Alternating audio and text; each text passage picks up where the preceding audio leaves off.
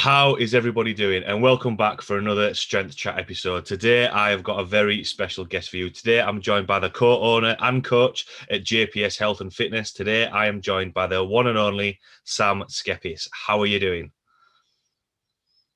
I'm very well, thank you. What an introduction. Yeah, that's it. Out I of me. think yeah, It's good to be here. if coaching never if doesn't go to plan, I'll see if I can get a job as a game show host or something like that. I think that'll be quite fun, something different. But I know Could work. obviously, yeah, definitely something a little bit different. I know we spoke a little bit before we started recording, but how are you? What have you been up to? What's been happening with JPS Health and Fitness and in your world? What's been going on?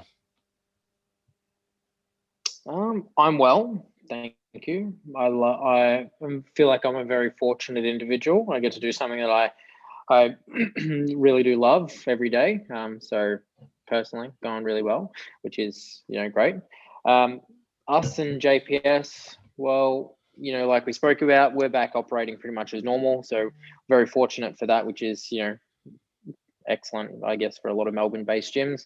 2021 for us just looks like trying to move ahead with a number of projects, just things that we weren't really able to do. Like I think 2020 we were very much able to fortunately leverage off our online education stuff and a lot of the online resources that we were already offering.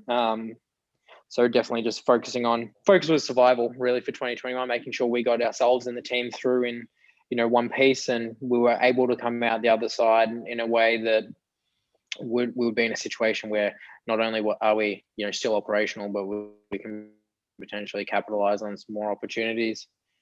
We're just doing our thing as best we can. Clients and stuff seem to be going pretty well, which is good. We've got like new courses and stuff in the works. We've always got projects and stuff happening. So there's a couple of cool ones underway, which is exciting. Nice. So stay tuned for those. Other than that, yeah, team's going really well. Got a few new coaches on, which is excellent. Gym morale seems to be up for all the people coming in. So it'll be interesting as we head into winter to see how things go. But yeah, everything's pretty good. Oh, good. And have you, obviously, with 2020 being a bit of a strange year for everyone, have you changed well, not the approach, but have you changed some of the ways that you operate, or has it given you time to work on other projects, or has it just been like what you say, just trying to get the online education up and just trying to keep the standard that you're already delivering?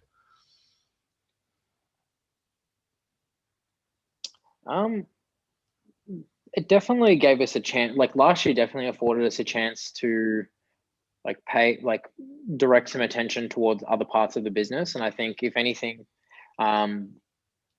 Jacob and I have probably put a little bit more emphasis on those other parts of the business, because we had those streams available to us when the gym was shut down. It meant that we, like us and our staff, weren't kind of left in the lurch, when gyms are just closed entirely. So just trying to make sure that like we're not relying on any one source of income to keep our ship afloat is probably the one thing that we've kind of taken out of it. Trying to diversify ourselves as much as we can, leverage off our team's various skill sets and where we can, just create opportunities for ourselves and our teams as best we can do. Other than that, like we haven't really, like not a lot has changed. Like the gym itself, the in-person operation, like I don't want to, just as a business, I don't want to like waste time doing things that kind of just aren't not necessarily like fruitful, but like just things that don't motivate us to do, or like they don't really align with what we do. There's not really a lot of that, which is really good, but just, I think like a lot of people, we kind of, got a chance to sit back and reflect and say, what do we want to do? What do we need to do? And then we can kind of direct our attention and time from there. So everything seems to be going well at this stage. Yeah. Oh, good. I know, especially having followed JPS for quite a while now. The content and everything that you're doing is already, you know, really useful and really good. And it's exactly what you're saying there about, you know, what's going to be beneficial and only add value, rather than, like what you say, do things that may potentially not fit with your sort of values. So good, I'm glad everything has been going well. I'll be looking forward to seeing some things coming up in the pipeline. For everyone listening, though, who might not know your background, how you got involved in coaching, obviously developing JPS, just want to give a little bit of a background to yourself? Yeah, so I guess my background's not super interesting, but finished high school in 2011, which is a long time ago now, 10 years out. And then out of high school, I was going to university in Melbourne to study a double degree law and business. So that was what my formal education was going to be, and that's what I'm formally educated in. But then around that time, you know, when we were like teenagers, Jacob had started training in the gym. We started training together, kind of like really, you know, we're becoming quite passionate about it, fell in love with, you know, training and kind of that process. Jacob started coaching just on the side while he was also studying. And then I just needed some part-time job really at the time. So my dad said, why don't you coach alongside Jacob and, you know, help him out, because Jacob was growing a bit of a following, and his client base was getting a bit bigger and bigger, and he wasn't able to like keep everyone or take on all the clients and make sure he had time for them all. He's getting a bit stretched thin. So I started coaching in like 2012. So 9 years. It's been a long time. And then, yeah, really coaching and studying kind of happened concurrently. They both kind of trajected forward really at the same time. It's like coaching and my involvement in, you know, the coaching side of things, and then what would become JPS, and we would set up our first gym in 2013. And I was still studying, still becoming more and more involved in the daily practices and coaching and stuff like that. In 2015, we moved to our current facility, not far from my house, fortunately. And then 2016, I graduated. Kind of, a lot of people always say, oh, you know, you're going to practice law or anything like that. Like, for all intents and purposes, I'm a qualified lawyer with no intention of practicing. As I said at the start, I love what I do. I love being able to wake up, work with people that I like, work with family. Yeah, we face problems and stuff, but yeah, so it's been a journey now. Like, yeah, through that time, we opened up a second gym. Then we decided we were going to close that so we could focus on other things. And now here we are in 2021. Oh, cool. I think that's yeah. I think when you say there about being a qualified lawyer, I think I'm not saying that there isn't stress levels being a coach, but from the lawyers that I've trained, I think it's a different, potentially a different lifestyle compared to coaching. And I always Very like to different ask. lifestyle. Yeah, I always like to ask about the background and how you got involved, how people got involved in coaching or involved in training, because ultimately, I always think it's nice to hear that everyone got involved in, you know, coaching or training because they enjoyed it, because, you know, it's something that they like doing, and then it develops from there, which is awesome. Sort of the first question that I wanted to dive into from there then is, obviously, you know, doing a degree in law and business, and, you know, doing coaching alongside that. Was there ever you know, times where one took more priority than the other, sort of, and then when did it kind of balance out in terms of, right, actually I need to balance the business side of things as a coach, but as well making sure that my coaching quality doesn't suffer? Because I know from having other coaches who I've spoken to, who, you know, I always like to ask coaches and clients, you know, what topics they want to hear on the podcast. And from a coach's point of view, I think sometimes they can struggle to strike that balance between, right, I need to actually run a business, but also, you know, I need to be coaching in the gym. Yeah. So I think it kind of like that balance probably didn't really get struck quite well, just even till like the last couple of years. Like, it took a long time between Jacob and myself to get the business to a point where we could have that balance. You know, as business owners and coaches, it's very hard to balance your time. Like, when you're coaching and you want to develop that part of your business, that is your business fundamentally, it's very hard to turn away clients or to not want to focus on that part of the business. And it kind of took us a good deal of growth before we got to a point where we could say, you know what, we can step back a little bit. We have a team now. We have other coaches who can step up and they can do that. And this is still a challenge that we face today. Is in, like, you know, we have clients who come in and they want to be coached by me or with Jacob, and we have to say, well, like, no, we can't, because, you know, we have a team that's fully capable. We have other coaches that are, you know, some better than us, and that allows us to then focus on the business and other things at large. So striking the balance didn't come for quite a long time. There were times where Jacob and I were doing, you know, 80, 90 sessions each a week. You know, they're 30-minute sessions. So, you know, 40 plus hours of coaching, like we're haphazardly running a business. The finances were all over the place. You know, there was no business structures and stuff like that. We're very lucky, I think, Jacob and I. We have very complementary skill sets. My skills are probably more directed towards like operational, like making sure things happen on a daily basis, kind of call it grunt work, just like organizational work in the sense of, you know, making sure maintenance stuff happens, making sure, like, you know, I do all the personnel management, like human resources, if you want to call it that, making sure the administration, just things are just happening that need to be happening. And Jacob's very much the creative dreamer, kind of like, this is where we want to go, and he has the ideas and kind of I put him into action to some degree. So yeah, it took a long while for us to get on the same page, get to a point where he was in a position to focus on the strategic stuff. Where do we want to go? What are the projects we want to work on?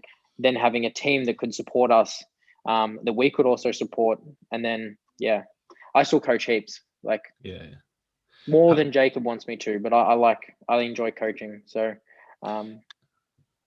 that's what you do. Definitely. I think it's always good to keep a hand in coaching, however, to whatever degree that is. What, just on that topic there, especially when sort of, you know, obviously when you talk about growth and it gets to a point where, you know, sometimes you're going to have to say, no, actually, you know, you can't work with me. Does that take time, or was it a case of, right, this is the cutoff point now that we're gonna? Because how did you you know, feel about that, or deal with that, you know, as a coach? Because I always think sometimes, when I know from my point of view, when someone's come in who's, you know, reached out to you to, you know, for help essentially as their coach, sometimes it can be that down. Yeah, definitely. So how did you find that, and what was your sort of approach? I still struggle with that big time. Not in a sense of like, I'm not having like an existential crisis about whether or not I can or should take them on. There is a very large part of me that does feel personally responsible for a lot of other clients, members and stuff like that. And so definitely a tendency to probably bite off more, not more than I can chew, but just probably say yes. And Jacob's guilty of this as well. Jacob's coaching has definitely been like brought back a little bit more, just because life demands and stuff like that. I still, there has to be a line in the sand when you get to that point. And I definitely think, depending on the individual, it can be hard, because I always think, like, with, so coach scheduling, right? It's very easy. Say you do a morning, it's like you're going to be there all Monday morning. It's like, if you say, like, you could say no to a client, but it's like, if they slot into a time that you already have available, it's like, why would you say no? And it's like, unless you're like cutting out chunks of work that you're doing with clients, it can be very hard to actually call them back, because it might it's like, it kind of partially affects a few people, and then you're like, oh, that's a bit annoying. It's never really neat, because you're trying to like juggle all these different people and fit them into your schedule and fit in with their schedule. So I think it, like, in practice, it can be like, if the more you cut your clients back, the less condensed your schedule will become, because even if you go from 20 clients to 10 clients, the 10 clients that you have might be less compact throughout the day, and you end up having inefficient breaks and between clients, because there's now scheduling difficulties between them. So like, that's something I always struggle with. Like, I think, you know, say I coach Monday, Wednesday, Friday mornings, but if I want to reduce my client sessions, where do I remove clients from? It's like, do I take them from the end? And it's like, but if I say I can't take a couple at the end, then it's like, do they fit elsewhere? Maybe not. If you drop people in the middle, can you condense the rest of the sessions, or are you left with these like, kind of unproductive breaks? So I think like from a coaching standpoint, just getting your schedule, like coaching schedule, like being like, whether it's in person or online, you're responding to emails, doing video check-ins, whatever it is, getting it to a point where you can go, okay, this is a schedule that I can manage and I'm happy with. Like, be it if you're up at 5 o'clock and you work till 12 o'clock, great. If you're happy with that, maybe you don't need to cut clients back. But if you literally have so many clients that you can't even provide your clients a good service, you probably need to do something about it. But I always think like, if you can reasonably service the clients and it's not taking a toll on the delivery of the services, your life requirements, or other things outside of work, it's probably reasonable. But I don't think a lot of coaches really get to that point where it's like they just cannot take on more clients because the toll of doing so will diminish whatever so much so that it's just not worth it. But on the topic of like, if people do have like waiting lists and stuff like that, I've never understood waiting lists. I think like all coaches should probably just have like some sort of like referral system set up. It's like, why would you make a person wait? Like if you're trying to give them the best possible service, like refer them to someone else. Like I'm sure like if you probably know heaps of coaches. If you know good coaches, just be like, look, I can't take you on, go to this person.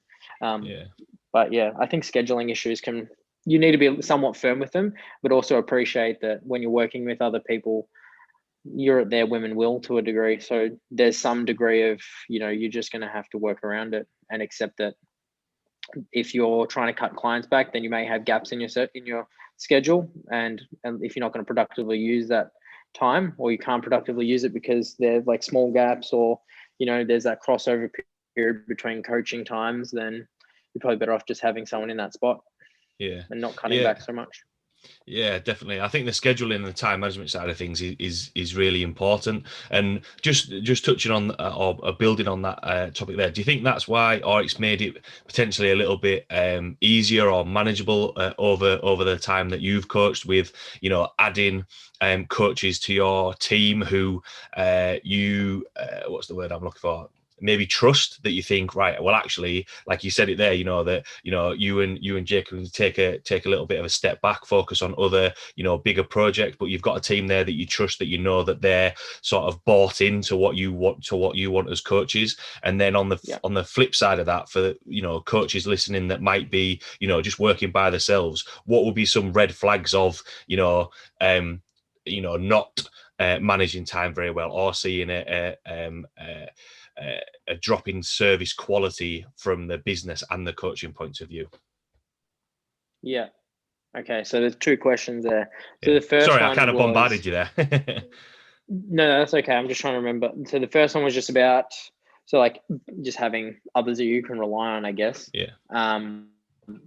So yeah, like say for us, we'll tackle this in the sense of like, if we're talking to someone who is looking to potentially employ other coaches under them. So if you get to a point where you draw that line in the sand and go, I can't take on any more people because the time that it would take to do that is taking away from other things that are more valuable, then getting good coaches is quite challenging. Because there are a lot of coaches, the barrier to entry is quite low. And it's very hard oftentimes to find coaches who kind of bleed your blood. They have the same, values, they have the right education, they have the right people skills and things like that. So for us, like we have, quite a rigorous process. We get a lot of job applications, from people around the world, really. Like we've had people come from overseas to work with us, interstate to work with us. So we're fortunate because we do have people who want to come and work with us. So we can be a little bit picky and choosy, which means we do have, a higher expectation and a high degree of confidence in the people that work with us. So then when we need to, pass the client on, if a client comes in and says, I want to train with you and we can't take them on, we at least can confidently pass them on. But sometimes there's still, the hurdle of, oh no, but I want to train with you. And sometimes that might just look like, you take them on initially and then transition them onto another coach and kind of repeat that process. So that way they're kind of getting what they want, they find their feet, and then you can just transition them to another coach who's basically just taking over. In terms of the second question being, if you're just a sole practitioner, you're just coaching by yourself, and you're getting to that point, like red flags that you might want to look out for. If you're doing too many sessions, or like just the burden of like working with people is taking its toll. Red flags for me would just be like, are you waking up in the morning and being like, can I swear? Yeah, go nuts. Okay. Are you waking up in the morning and just being like, fuck this, I don't want to do this? Like, I get up at 4:30, not a flex or anything like that, but I don't have an issue getting up. Like, I like my, say, 5 a.m. client. I think he's a great guy. Get up for him, no worries. It's like, if you're getting to the stage where you have to drag yourself, to the gym, or, you just working with people takes a lot of like mental fortitude, because you got to deal with not only your problems and your crap, you got to deal with their problems and their crap, and you're trying to help them, change their life in a positive way. And, sometimes it seems really easy, but why aren't they doing it? So it can be quite challenging. So yeah, those red flags are like, if you are dragging yourself to get there in the morning, you're just struggling to be motivated, or it's like you're relying solely on discipline all the time to be there. There's like the enjoyment factor is kind of like diminishing. It could be time to reassess like how many people you're working with, or just the types of people you're working with. Sometimes it's not, sometimes you just have that like one or two clients who, they're just challenging and they just take a little bit more effort than other people. And it's like those one or two people, they could be taking up the space of 4 people or 6 people, right? Just because they do require that extra time and effort and energy. So sometimes it's not so much like cutting people to free space up in the sense of like you need that time, but it's like you need that emotional energy that is more valuable, because then you can service more people, you can do your job better. Other things are, if you're just like getting burnt out, just in the sense of like so you see it all the time, coaches lose the passion for coaching and stuff like that. Quality of work diminishing in the sense of, maybe the attention to detail during a session, or, programming, things like that is just, slipping a little bit. Enjoyment of life outside of work, or just the fact that you don't have the time to do things that you might want to do. When friends and family start saying, oh, we don't see you anymore, they're kind of like the red flags. It's like, if you don't care, if you don't see your friends and family, then I suppose it's not really an issue. But if it's something that you want to upkeep, then you need to have that balance. And I think like just investing too much time into one area of your life can be problematic if it's, done for really extensive periods of time. Like if you're training, if your own training and enjoyment of training suffers, sometimes that's a really big one, because like we said at the start, how many coaches do you know who got into it because they just loved lifting initially, they just loved going into the gym and training, and that's how they started coaching. But then years later, they don't care about their training, they don't give a fuck anymore, they don't care what they look like. They're not motivated to manage their eating or manage their own health. Like I think that's a really big one. When the individual coach might fall into like less positive health habits, regarding training or sleep or diet, whatever it may be. Not that we have to, uphold this unreasonable standard, but I definitely think that, as coaches, there should be a degree of leading by example, because frankly, we are leaders, at least to our clients and the people who, come to us for advice. So yeah, there are a couple of red flags that I think. Yeah, definitely. It's that interesting, I'll be looking out for. Yeah, the points that you're looking at there, some of those, especially with some of the check-ins that I've had this morning, it is kind of the same things are being said to clients, and I think sometimes from a coach's point of view, sometimes they forget that. So it's, you know, all well and good helping other clients, but ultimately, you know, you still need to make sure as a coach that, you know, you're, you know, still managing to, you know, get your training in, still managing to have that balance, rather than, you know, having hardly any sleep and rocking up to a session, you know, looking really tired and miserable. And because one of the best lessons, you know, I learned from a coach when I first started working is that, you know, those clients are paying money to come and see you. So that's an hour out of their day where, you know, it should be a good session for them. And, you know, I think especially, you know, listening to what other coaches that have said that, you know, they are feeling that they don't have time to train, they don't have time to spend time, and you know, it's they've just got all their hours in the gym, whereas striking that balance is ultimately going to make them provide a better service. So I think that's some good points there. Cool. And just like on that one with the like with clients paying money, it's like you guys pay tax. So it's like, you know, if they have to pay, say, I'm just going to say dollars, if they have to pay $100 for a session or $50 for a session, it's like, that's not just the $50. It's like not just money and time, but it's like the $50 plus what it takes to earn $50. So it's like once you factor like tax and stuff in, that might be, it took them 2 hours of work to then just pay, like cover the $50 for another hour of their time. So it might be like 3 hours worth of their time that they're dedicating to that one session. So sometimes it's very easy to not like think of it like that. And it's very easy to, you know, like slip with the quality of services that we deliver sometimes when it is like, you know, back to back, or it feels quite repetitive. So, you know, as you said, keeping that in mind, that it's their time and money, and probably more than we were just initially thinking, is, you know, very invaluable, I think.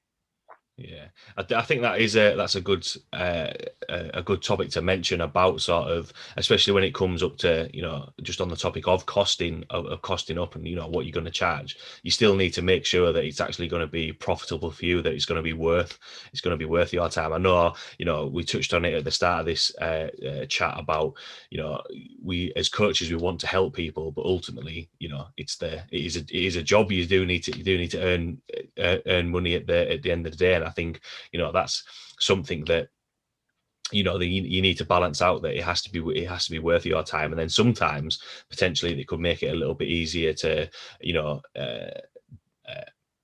see what clients are actually you're going to attract to come and work with you with the price claim and everything. Just going back onto, you mentioned about you know, obviously you have got a team of coaches around now, and in terms of growth, and the one thing that I wanted to touch on about you know, growing as a brand, as a company, growing as a coach, how much growth is realistic, and what stages are you looking at, and is there a point where you know, you stick to your values and beliefs as coaches? Because sometimes, you know, you can go down the route, and especially with, you know, the over the last year with COVID, you know, social media is probably one of the biggest drivers for coaches. And it's kind of, right, well, this is a program for rock bottom prices, but if you've got 100,000 followers, you know, you're more likely to get a lot there, and you don't have to do any check-ins, you don't have to do any actually coaching, you can just send programs out. So what are your thoughts on sort of growth and actually sticking to the coaching values that you have, and also trying to stick to those, but also trying to, you know, develop and become a bigger brand and a more, you know, well-respected brand? Yeah. So I think firstly, every coach or every practitioner, it's like we define success in our own terms, really. So it's like what success is for us, well, for me, what success is for JK, what success is for JPS, they're all going to be slightly different things. And then you're going to have differences to, you know, every other coach, every other gym, every other practitioner. So when it comes to, you know, growing and trying to improve, or whatever that growth is to you, whether it's more clients, whether it's more money, you know, whether it's more a bigger team, whether it's like multiple locations or whatever it is. So I think just having it clearly defined as like the direction that you want to, that success and growth is, like what it looks like for you, is like very important. And then as far as like working towards it, like people compromise on their values all the time for a quick buck. I definitely think, like you mentioned, with the prevalence of social media and stuff like that, it's very easy to kind of compromise on the integrity of what a lot of coaches do and leverage off, large social media following, or you can, put out a, say, subpar training program, whatever it is. But I think oftentimes, like the people doing that, they don't think that they're compromising on their values. I don't think that they think they're doing anything wrong. I think most people, I actually think everyone, whenever they do something, believes that what they did was inherently right, whether, even if it was just a fleeting kind of decision. So I think, yeah, just whenever you're growing, having kind of this, and it'll change over time, but having an ideology and like what kind of the future looks like, having a plan, like, also helps. Like there was a time where, JPS growth for us was trying to have multiple facilities. Yeah. Now, like we're 10 years into our operation, that's not the case. We're not concerned with having more facilities. We're concerned with, improving our international reach, improving the quality of services that we're providing, because if we continue to do those things, we can service more students, more coaches. And that's the way that we feel we will have the most profound impact on the fitness industry at large. So that kind of like what we believed was success initially is now looking a lot different. And who knows, in a couple of years' time, it might look entirely different again. Does that answer that question? Yeah, definitely. Because I think it is a case of, sometimes everybody wants to, develop as a coach and build and, become a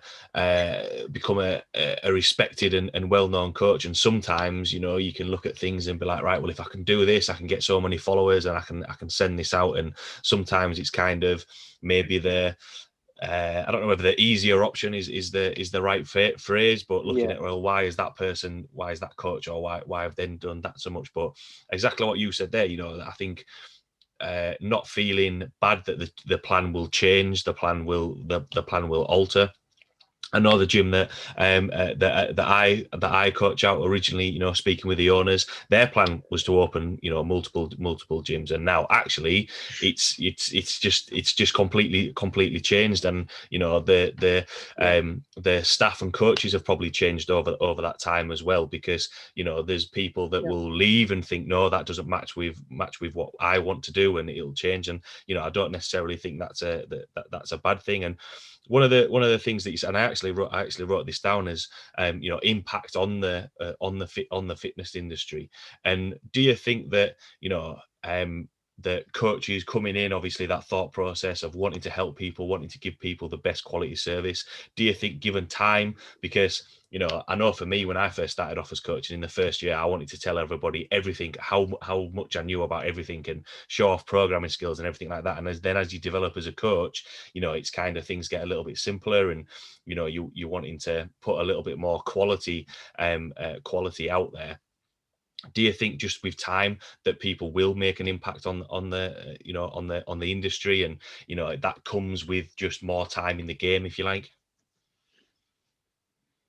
Yeah, I definitely think the industry is, like, obviously there's a lot of different layers to the industry. There's there's gyms, there's the people who work at the gyms, there's the people who go to the gyms. So I think individuals underestimate to a large degree their capacity to actually influence a number of people. Like you could coach one person and have a positive impact on their life, but then that positive impact has a flow-on effect for another 10 people, right? And it kind of flows down the line, like kind of compounds a little bit. So I definitely think that there is a large capacity for individuals, coaches, to have a large impact on the industry and society, because as personal trainers or coaches, oftentimes we're the ones that the client will go to before they go to a doctor or a specialist, or they're not going to a psychologist all the time. They're coming to you, they're going to tell you. So by prioritizing quality services and being able to give them a positive outcome, that can flow on, like then they have a positive experience. Maybe you change their life, even in a slight way. It doesn't have to be profound, but it could be, very great over time. And if you work with, 50 people every year and you do it for 10 years, that's 500 individuals. And, that's quite a large amount of people. If there's 10 coaches at a gym that they all do the same thing, that's 5,000 people.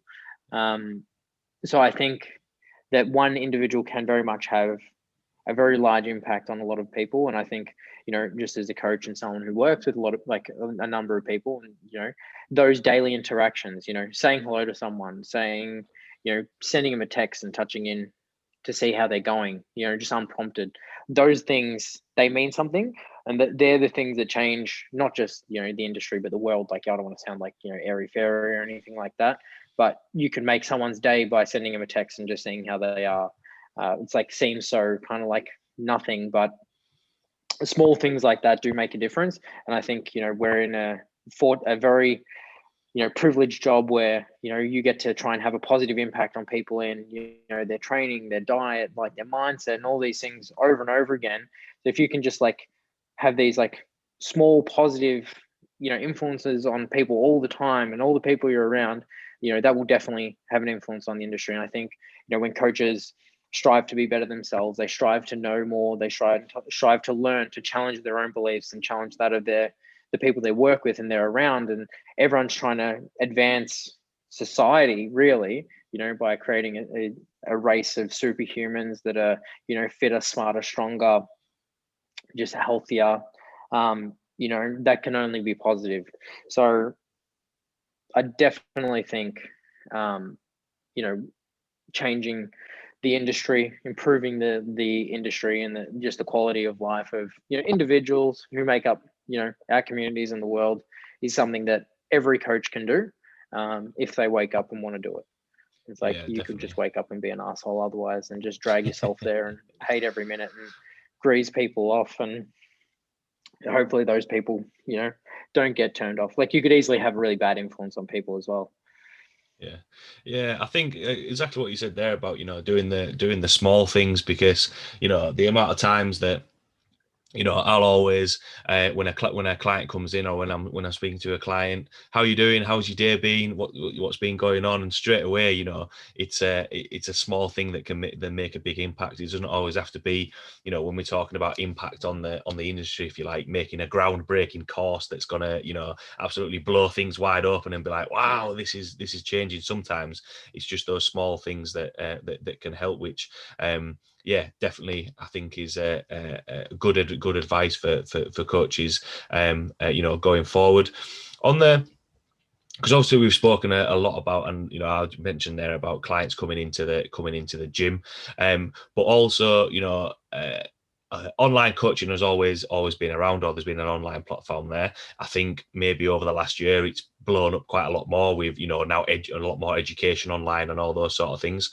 But how have you found the I feel like I've said balance a couple of times, but balancing the gym and the online, and when people are kind of thinking about, right, well, should I go completely online? Should I do a little bit of hybrid and do both? Should I not do online at all? What kind of your thought process, and how have you sort of adjusted to that with JPS?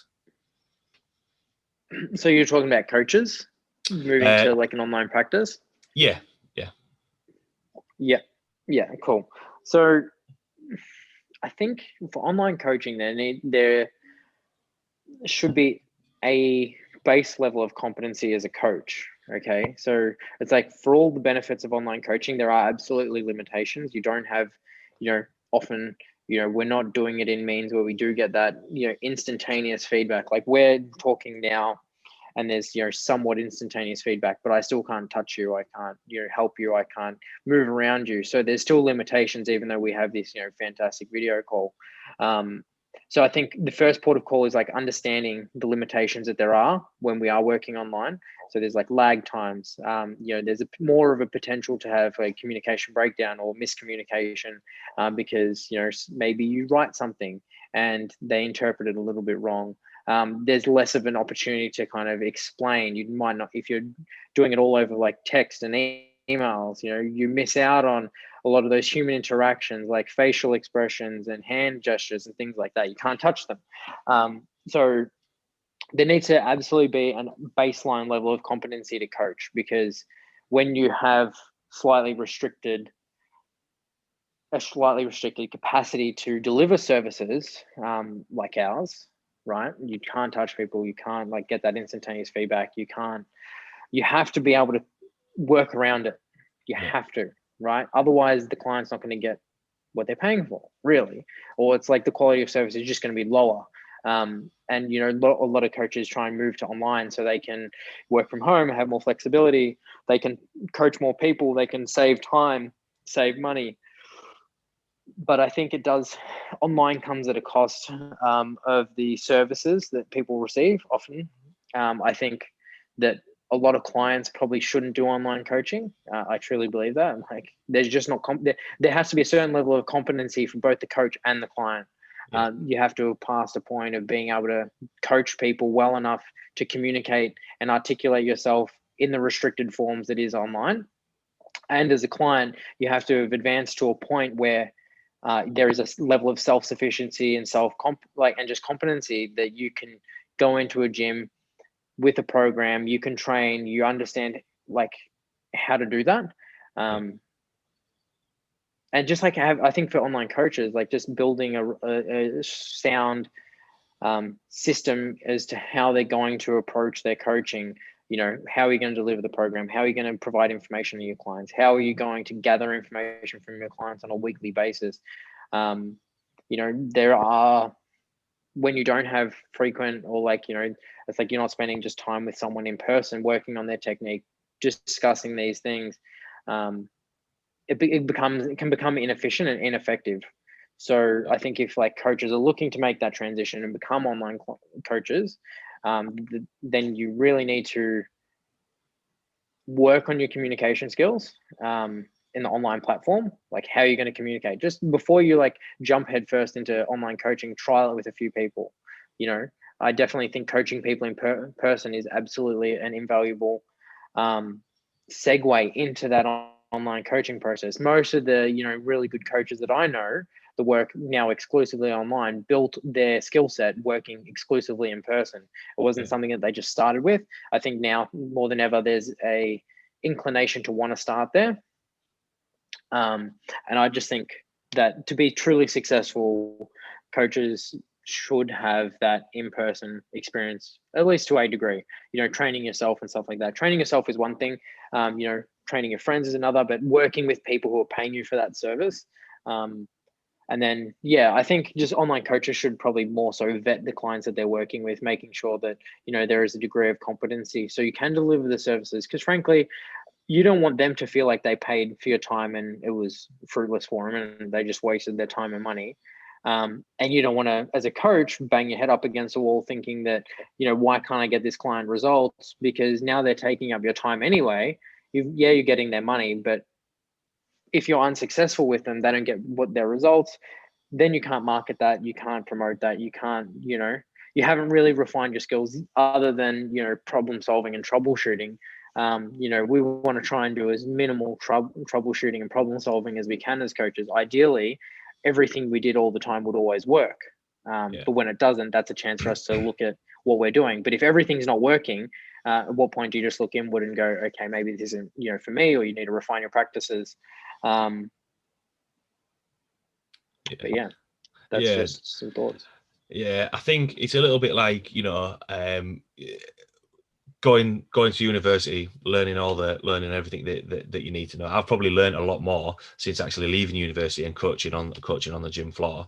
In line with the information that I've got from there. I think it always, because as well, sometimes we have a intern program at the gym that I work out, and sometimes the actual personal skills on paper, you can write the best program in the world, but you still need to have those personal skills. And the more that you develop those, when it comes to, if they're sending you an email check-in, you can pick up on language a little bit more. Sometimes it's not just the nuts and bolts of, right, well, yeah, if you follow this program, you know, if you stick to it, you're going to have some progress, whether it's the world's best program or a program that, you know, you've just put together in a couple of minutes. There's a process with there, and it's developing with it. And a word that we've used quite a bit throughout this chat is just refining the skills that you've got, and getting to a point where, you know, if you are in the gym or are doing online coaching, it isn't going to be spot on straight away. It's going to take time to get to that point, and, you know, you might refine your application process for coaching or anything like that. So yeah, definitely, because I think it is an interesting topic. With, you know, there are a lot more, and then, you know, a lot more coaches that I know that are do touring, but, you know, still have that in-person element, which I think is good to have. One thing that I wanted to touch on, especially now that I've just mentioned about university and everything, but obviously we've mentioned a lot about the coaching side of things, and at the start of the chat you said you've got a lot of projects coming up. When did you make the transition into, you know, trying to put more education content out there? You know, because I know obviously there's the mentorship program and the other things that you run. Was that something that naturally happened, and it was a natural progression that you wanted to put out there, or was it something that, you know, coaches saw what you were doing and wanted to learn from you? I think it was probably a combination of both. In like 2013 ish, when we've had first opened up our facility, we were probably finding that we were having a lot of other coaches and stuff start to train with, you know, myself and Jacob, and then Jacob started mentoring them. Like, you know, where people would, instead of paying to train, they were paying to pick his brain, ask about, you know, how he deals with clients, or ask about training or nutrition and things like that. And it really evolved from there. So we initially, in like 2014, 2015, we ran like an in-person like mentorship, and it was like run over 8 weeks with like classes every week or something like that. You know, we had like, say, 6 people in it, and then we refined it. Next year, kind of, we run it again. And the mentorship, that's how it started. It started in like 2014, it must have been like 2014. And it would, just like kind of grew from there. Like we tried to capitalize on other people's skill sets, you know, so we collaborated with the physiotherapist who's still on site with us. You know, he'd come and do a presentation on, you know, physiology or anatomy, whatever it is, and how, like, you know, you deal with like rehab or injury management. So I think the education stuff, it just, as more coaches, so there's, I think, 2 prongs to our education. There's education that's directed more towards coaches and practitioners, and then there's the education that's directed more towards the general public and people who just want to learn about health and fitness at probably more of a surface level.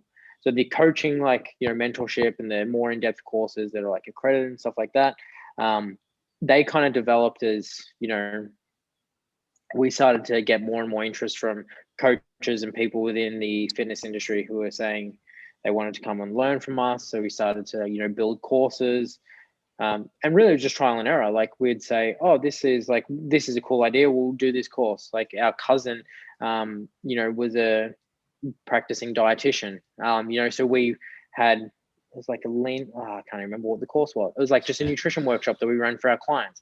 And a lot of this stuff started off as, you know, free stuff where we'd like run a free workshop, and, you know, we might have 10 or 15 clients come. And then at a point, it's like you refine those skills and get to a level of competency where you can say, okay, well, now we know enough, now we're good enough, and we can justify charging and, you know, running these workshops. And that's really just advanced and, you know, developed over the years to the point where now we have, you know, like heaps of different courses. We have mini courses, you know, there's like resources on all these different things. We collaborate with people all around the world on all different topics. And it's really cool because, you know, I think one of the best things that we do is that we don't just rely on the people that we have internally. You know, we try and always be open to collaborating with other people within the industry, and, you know, acknowledging their skill sets and our own limitations as, you know, a business and team. Like, we don't know everything, we never will know everything. So if we can go out and find people who, you know, that's their area and they know about it, and we can bring these people together, we can, provide high quality information for, our clients and members. We can increase the value that they get from us, and then we can, again, like bringing back to that point, we can have more of an impact on, the fitness industry and society. And it'd be nice to leave a positive mark, and for people to go, oh, okay, that's cool. That's a cool, piece of education material that I learned from this place, and they can go and implement it in their life and make their life better. Yeah. Oh, cool. So it was a very natural development. Yeah, because I know, on a completely selfish note, from my point of view, that's something obviously I would like to steer towards. And when you see how it comes, that like what we've mentioned before about things take time, and sometimes it's a natural course. You might have an idea in your head of where things are going to go, but sometimes it can change. Quite a lot of topics covered there, a couple of tangents thrown in, but the last question that I always like to ask, from everything that we've chatted about there, and for everyone listening, what would be your take-home points or words of wisdom?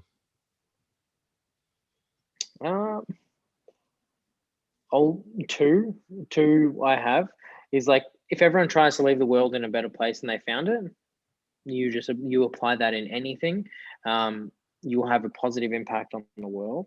And the other thing is just take responsibility for your own happiness. I think, again, we work with a lot of people. We see a lot of people all the time.